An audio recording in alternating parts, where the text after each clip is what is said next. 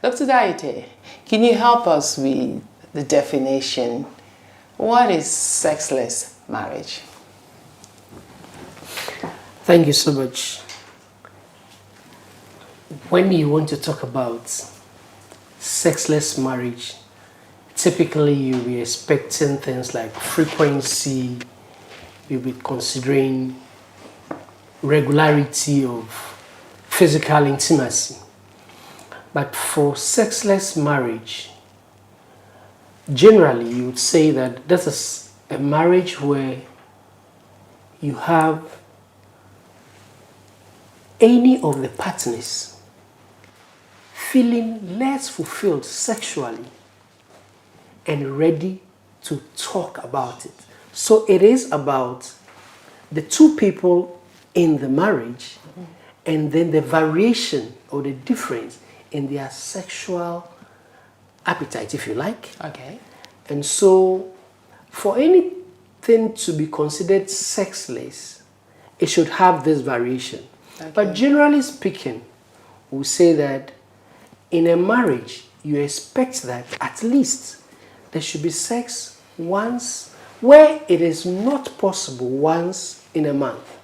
Okay. When that is not possible, you say that marriage is sexless. Okay. Or you can say that if there's a marriage where within a full year they were not able to have physical intimacy more than 10 times within the full calendar year, that marriage is considered to be sexless. But this is considered in times when all things are normal in an ideal situation. Okay. So you can't say that somebody who is traveling up and down and not able to have sex with a partner in a year's period would then say that person's marriage is sexless. Then you would also have to understand that because we vary in our need for sex, so a male and female in a marriage setting may be such that maybe the male's sexual appetite is a bit higher than the female's. In that case, you cannot say the marriage is sexless if within a month they can still have sex at least once and both of them are not complaining. But if they can have sex once and yet one of them or both of them are complaining that this marriage is not giving me my fulfillment in my sexual demand, then it is a sexless marriage.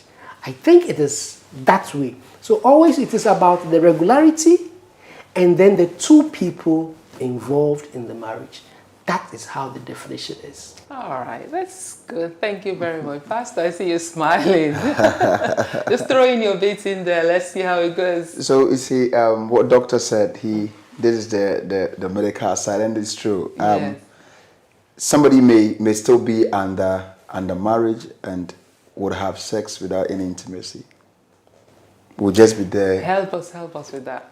So it's sex. It's a union. It's between the husband and wife. Okay. We talk about sex. I'm sure when we delve into the cause and stuff like that. Yeah. So sex is not just like today I want to have sex, so let's have sex. A lot of things get together before you hit it. Okay. So if a wife is there and the husband come just to be with him and have an affair, and the wife didn't feel anything, just like a log. To them, to women, sex had never gone on, though they're having penetration. But the ideal, the mindset behind, the truth behind sex wasn't fulfilled. When doctor was saying, he was talking about fulfillment. Yeah. There should be that sort of fulfillment after sex. The husband and the wife should be fulfilled because it is part of marriage. So if I didn't get it, or if the wife didn't get it, or husband didn't get it, then because it's like a responsibility. So today we need to have it, and we just bump into it to have it without any fulfillment. There's nothing. It's like you have eaten and you are not satisfied. Somebody asks you if you have food, you eat again because the food didn't get to the level or the appetite. You didn't get the appetite for the food. The fact that you were hungry doesn't mean anything else you can eat. but sometimes your appetite calls for a particular food you want to eat. If you don't get a food and you get any other food, you eat it all right, but still you would never be fulfilled as the real food that you want to eat. So sexless marriage, as doctor said, goes beyond what we may think. But somebody will be having an affair every blessed day in a week, but it will be sexless because there's no fulfillment in the sex. All right. So Doc, whilst you were saying, I got something. You said, if one person is not complaining. Let me get it right. Yeah.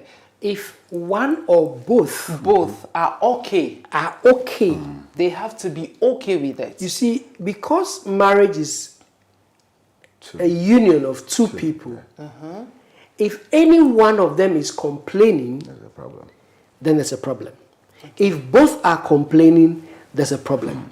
If none of them are complaining, then there's no problem. Good to go. They can manage once a month. And they are comfortable with it. That Good is, to go. you cannot say Yeah. it is a sexless Yeah. marriage. Yeah. Because both of them have an understanding and it's comfortable for them. Exactly. Okay.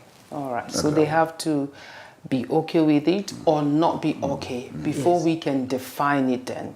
Because some people, as I was preparing for this, I was reading, it's like some people, their libido is so low, Exactly. they are okay with even once every 2 months and they are satisfied with that. Yeah. We did a previous episode on asexuality, and it's amazing when you look at this those who are couple exactly bringing good. them They together. don't have So anything. if they're okay with that, okay. Are there benefits when people have sex? What are the benefits? Like, Pastor, I love the smile. What are the benefits when people have sex? What happened to them? You see, why would Paul tell the Corinthians that they shouldn't deprive one another except consent? Why shouldn't we deprive one another? Doc probably may add more when it comes to that, but Yes. you see, the dopamine and stuff that releases when a husband meets the wife Okay. can't be compared to anything done in the laboratory. Okay. You see, Genesis, for the other, I said it, and Adam knew Eve.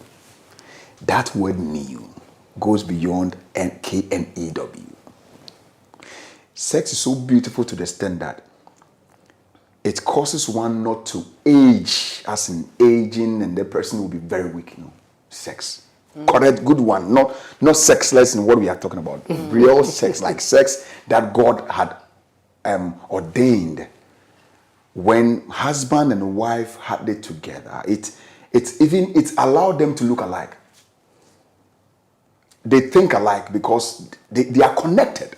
The other day I told you, if we cover someone's half up from the waist to the top, the husband or the wife should be able to know that this is my wife, this is my husband. Though the person have been covered halfway. Why? There's a connection. There's a string that attract the two of you when it's done well. That's why in my earlier submission I said that it can be sexless, though they will have an affair. One is complaining. There's no sex. But when we do it in the way God has ordained it, Monique, I'm telling you, every blessed day, if one is not there, the other person can't leave. So there's this glow. The way you're I'm talking, telling you. I'm thinking about there's a special glow.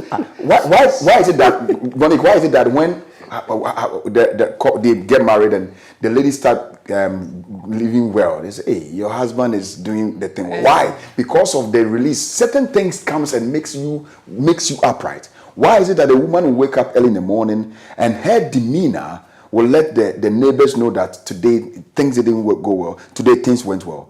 It's because of what really happened in their chambers.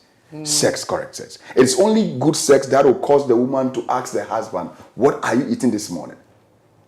Yes. Without, even if there's no money, the woman will provide because what she received can never be compared to money.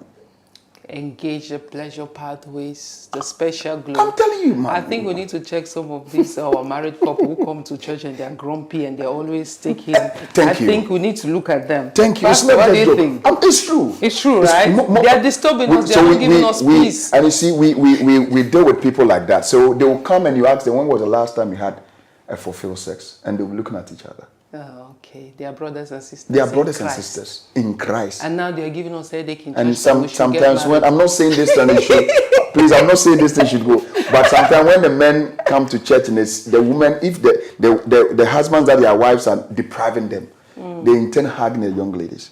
Oh yeah, I've had a couple of experiences. I'm not saying that, but I'm saying no, I'm just intent. sharing with you to Ah, cover. well. I had that So you see, experience. I'm like, you know, it goes beyond Yeah, what we always see in the movies and stuff like that. But sex, when it's done well, gives even it gives your mental soundness. You emotionally, you are well. Everything goes on. Your physique, everything is beautiful. So you're at peace. You are not stressed. You You're know, glowing. you have nothing issue, no issue with the other. Doc, we come to your side now. Pastor has well, given us his well. side. Now we come to the medical side. Yes. Oh, well, this is what it is. Sex in itself is gratifying. I love the word gratifying. Pastor, did you hear that? So, gratifying. It brings in some feel-good hormones. Exactly. Now, these hormones are necessary for, the right word is to bring that glow. All right? So where there is meaningful sex, the person the people who go through it, it's more restorative than otherwise. Okay? And so it helps them to improve upon their cardiac life. So good sex improves your cardiac health. Good sex also improves your mental status. Okay. Good sex also improves, it helps you to manage stress better. Yeah. Okay. Yeah. So where there is good understanding between a couple, if both or any of them are stressed, good sex will take care Sharp. of that. Even in the midst Sharp. of the stress, if Yes, you can it- just it- pause. Yes, yes. Sharp. It will give you Okay. some relief. Okay. Okay. And so I say that it's not wrong for God to place sex in marriage. It's within the confines of marriage, sex is pure. Yeah. It is only when it is out of the confines of marriage, because of its connectedness to other things apart from what we are talking about, then it becomes a bit problematic. Okay, because it has the potential for procreation, it has the potential for a combination, a linking of the two of you. So if you don't intend to link permanently and you engage, then it creates problem. Okay? He alluded to it when he said that there are people who never look alike. But after marriage, over a period, you tend to see that they begin to look alike. Yeah. These are part of the things, okay? So, good sex in its rightful place under ideal circumstances is curative. Good sex at this place. Yeah, exactly. The right circumstances. Yeah. Curative. Yeah. Wow. Yeah. All right. That's good. That's good. That's good.